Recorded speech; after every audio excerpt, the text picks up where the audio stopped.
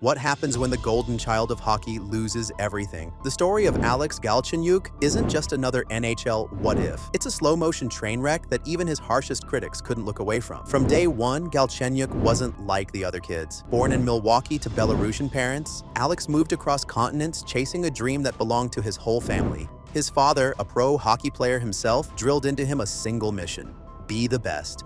Alex was obsessed. By the time he hit the ice in juniors, scouts whispered that he was a future superstar. Fast, strong, and with hands that could embarrass veteran goalies, he made defenders look like they were skating in cement. When the Montreal Canadiens called his name third overall in 2012, a city starving for a hero erupted. The spotlight was his, and it burned bright.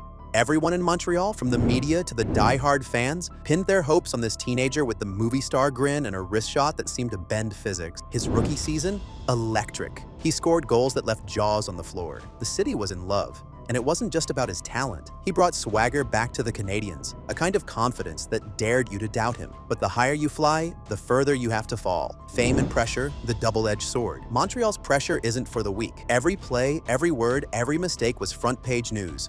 Galchenyuk's charm faded the first time he struggled. A cold streak? A missed defensive play? Suddenly the same voices that praised him were demanding more, and the whispers started. Did he work hard enough? Was he focused? Was he partying too much? You could feel the weight in every interview, the pressure of a city ready to turn if he failed. Yet Galchenyuk kept showing flashes of brilliance. He notched a 30-goal season, something only true NHL stars can claim.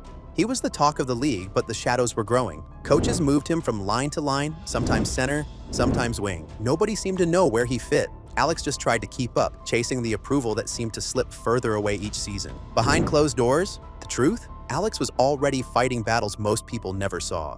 Off the ice, the rumors got louder. Late nights, skipped practices, personal struggles. Montreal's tabloids had a field day. They called him undisciplined, immature. Some stories were true, most were twisted beyond recognition. But where there's smoke, there's fire. And in Montreal, the fire is always hungry for someone new to burn. Even teammates were divided. Some said he was a great guy, fun in the room, willing to help the rookies. Others thought he was selfish, too much into his own world. What no one could deny was that the mental weight was crushing him. His confidence, once unbreakable, started to crack. Every mistake grew heavier. Every healthy scratch stung. Coaches demanded more, but Galchenyuk just looked lost, on the ice and off. From superstar to trade bait, then came the trade. After 6 years in Montreal, Alex Galchenyuk was sent to Arizona. A new city, a new team, another chance. Or maybe the last one. He promised to prove everyone wrong. But the truth was, he wasn't the same player anymore. The pressure, the rumors, the constant movement, they had chipped away at his game. In Arizona, he had moments. There was a playoff push, a few big goals, flashes of what made him special. But there were more injuries, more benchings, and more questions about his future. Coaches said he lacked focus. He was in and out of the lineup, and each game felt like a tryout, not a home. Then began the real downward spiral. Pittsburgh, Minnesota, Ottawa, Toronto, Colorado, back to Arizona. Each time, the story was the same. Maybe this team could fix him. Maybe this was his new start.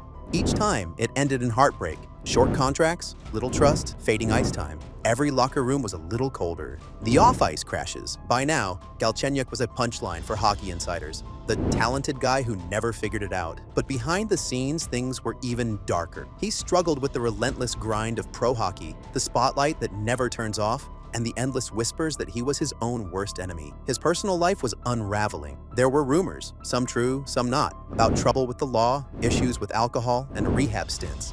He tried to keep it quiet, but in today's world, nothing stays private. Every new headline became a fresh scar. He was involved in a 2016 domestic incident that made news, though the story was quickly buried. Other personal problems remained in the shadows, but the effect was clear. Galchenyuk was not the guy Montreal had drafted. He was a man under siege, fighting a war that no one else could see. The final straw? Still, the NHL loves a comeback story. Teams kept calling. Maybe this time he's got it together. But the truth was, the cracks were too deep. In July 2023, it all exploded. Days after signing with the Arizona Coyotes for a second chance, Galchenyuk got into a hit and run and ended up being arrested. The charges were ugly: threatening the cops, resisting arrest, public intoxication.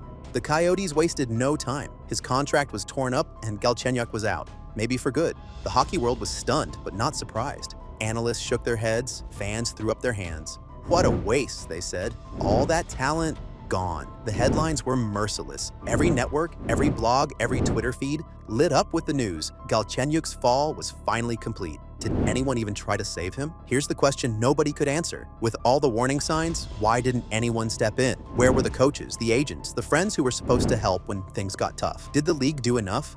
Or is hockey still the kind of world where you suck it up until you snap? Some say Galchenyuk pushed people away, others blame a system that only cares when you're scoring goals.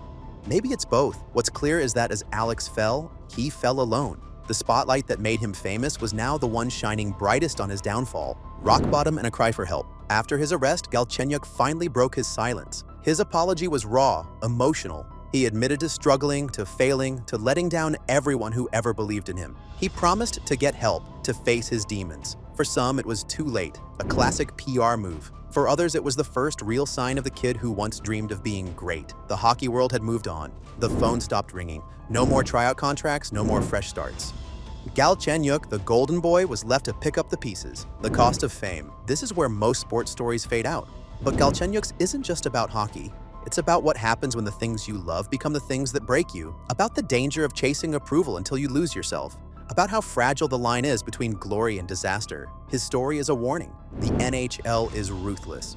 One day you're the savior, the next you're just another lost soul. The fans who cheered your name forget you fast. The coaches who praised you don't call back. The league that promised you the world moves on without a second thought. But here's the hardest truth. Galchenyuk was never just a headline. He was a son, a teammate, a young man with dreams and fears like anyone else. And sometimes when the lights go out, that's all that's left. Can he come back? So now, at the bottom, does Galchenyuk have a shot at redemption? Is there a team desperate enough to give him one last chance? More importantly, can he find a way to forgive himself and rebuild his life off the ice? Nobody knows. Hockey is full of second acts, but rarely for those who have fallen so far.